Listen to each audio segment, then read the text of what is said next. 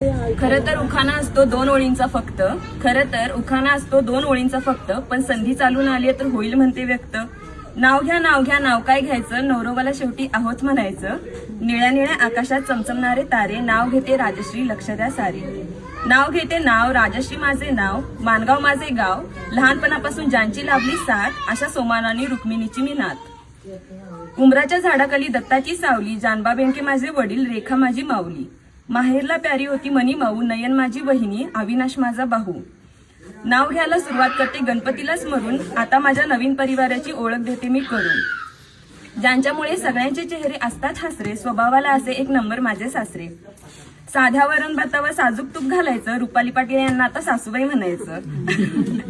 छोटी छोटी म्हणत घरभर फिरणारी सुकन्या आता नंदुबाईचा तोरा गाजवणार. पाटलांच्या परंपरा जपण्याचा मी संपूर्ण प्रयत्न करणार.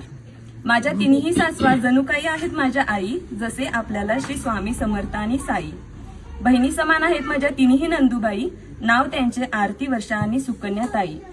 गावात होती नदी, नदीला होता तीर, दीपकदादांनी रोशनदादा माझे दीर. श्रेया साधू माझे लेख, त्यांना आवडतो खाऊ, संजीवनी आणि प्रियांका माझ्या मन मिळावू जाऊ.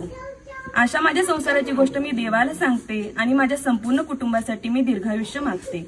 बेनकेंची लेख आता पाटलांची सून होणार, मी सगळ्यांचा मनापासून सांभाळ करणार, गुण्या गोविंदाने संसार करणार.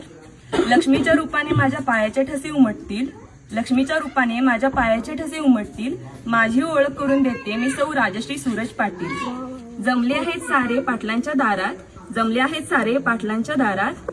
सुरेशराव नाव घेतलं तुमचं तर उचलून न्या घरात.